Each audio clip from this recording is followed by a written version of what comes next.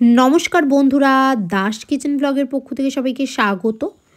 তো এখন বানাবো হচ্ছে কড়াইশুঁটির কচুরি। তো আমি নিয়ে নিয়েছি কড়াইশুঁটি, তারপর নিয়ে নিলাম আদা, কাঁচা লঙ্কা আর অল্প একটু ধনেপাতা।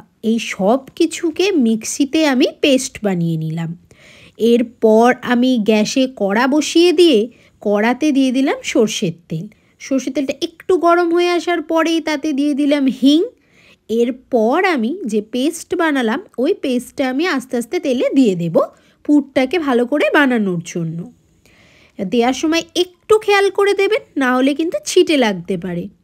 তো যাই হোক, আমি পুরো একদম মিক্সি জার পরিষ্কার করে দিয়ে দিয়েছি কড়াইতে পুরো পেস্ট। এরপর হচ্ছে আমি খুন্তির সাহায্যে নাড়াবো।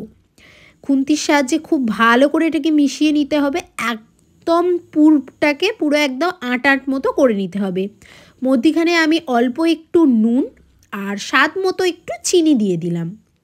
আর খুব ভালো করে কিন্তু পেস্টটাকে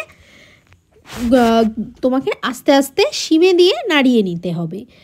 তুমি পুরটা হয়ে আসলে বুঝতেই পারবে, কারণ কালার চেঞ্জ হয়ে যাবে। পুরো একদম কাঁচা সবুজ থেকে একদম একটা গাঢ় সবুজ সবুজ ভাব চলে আসবে। আর একটু কিন্তু ধৈর্য ধরে তোমাকে নাড়াতে হবে। দেখতেই পাচ্ছ আমার কিন্তু একদম রেডি হয়ে গেছে পুরটা। আমি কড়াই থেকে এটা একটা বাটিতে নামিয়ে নিয়েছি। একটু ঠান্ডা হয়ে আসা পর্যন্ত আমি অপেক্ষা করব। এর ফাঁকে কিন্তু আমি আটাটা মেখে নেব। আমি আজকে আটার কচুরি বানাচ্ছি, তোমরা কিন্তু ময়দারও বানাতে পারো, সমস্যা নেই। শুধু আটার জায়গায় ময়দা নিয়ে নেবে, আর না হলে হাফ হাফ দুটোও নিতে পারো। তো এবার আমি পুর ভরে নিচ্ছি। দেখতেই পাচ্ছ আমি খিলি বানালাম। এরপর এইতে আমি পুর দিয়ে দিচ্ছি। পুরটা আমি একটু পরিমাণে বেশিই দিই, কারণ আমার বাড়ির প্রতিটা লোক পুর একদম ভরা ভরা চায়, ঠিক আছে? তাই তুমি আমি আলুর পরোটা বানাই কি ছাতুর পরোটা, সব কিছুতেই পুর আমার একটু বেশিই দিতে হয়। তো ওটা বেলার সময় একটু অসুবিধা হয়, কিন্তু ঠিক আছে, ওটা ম্যানেজ করে নেব।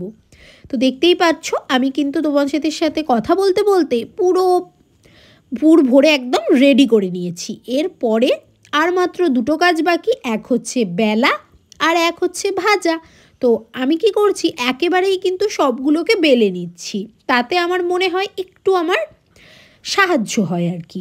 তো এরপর আমি কড়াই বসিয়ে দিয়েছি, তাতে তেল দিয়ে গরম করে নিয়েছি। এরপর আমি একটা একটা করে কচুরি ছাড়বো আর গরম গরম সবাইকে খেতে দেবো। তো এই শীতের রাতে কচুরি থাকলে কিন্তু আর কী লাগে, তার সাথে কিন্তু অবশ্যই আলুর দমও ছিল। যাই হোক, প্রথমে আমি কচুরির ভিডিওটাই তোমাদের কাছে দিচ্ছি। তো দেখতেই পাচ্ছ ফুলকো ফুলকো কচুরি। অত পরিমাণে পুর দেওয়ার পরেও কিন্তু আমার প্রতিটা কচুরি খুব সুন্দর ফুলেছিল। তোমরা দেখতেই পাচ্ছ, তাও কিন্তু এগুলো আটার। ময়দার হলে তো আরও সুন্দর দেখতে লাগতো, তবে সাদা সাদা সবুজ সবুজ, এটাও কিন্তু খারাপ লাগে না। আমার বাড়িতে ময়দার কচুরির থেকে আটার কচুরি সবাই বেশি পছন্দ করে, কারণ আমার বাড়িতে ময়দার জিনিসটা খুব কমই হয়, আটার জিনিসটাই বেশি হয়। কারণ ময়দা অনেকের শরীরে ক্ষতি করে বা অনেক সমস্যা করে, কিন্তু আটা কোনো সমস্যা করে না। তাই আমার বাড়িতে আলুর পরোটা থেকে শুরু করে ছাতুর পরোটা সব কিছুই কিন্তু, বা এমনি লুচি খেলেও আমরা আটারই খাই, ময়দার খাই না। তো যাই হোক, দেখতেই পাচ্ছ তোমাদের সাথে কথা বলতে বলতে কিন্তু আমার প্রায় কচুরিগুলো ভাজা হয়েই এসছে। তো আর অল্প দু তিনটে কচুরি বাকি, আমি ভেজে নিয়ে একেবারে সবাইকে খেতে দিয়ে দেবো। তো এটাই আজকে আমার রাতের ডিনারের রেসিপি, কড়াইশুঁটির কচুরি আর আলুর দম।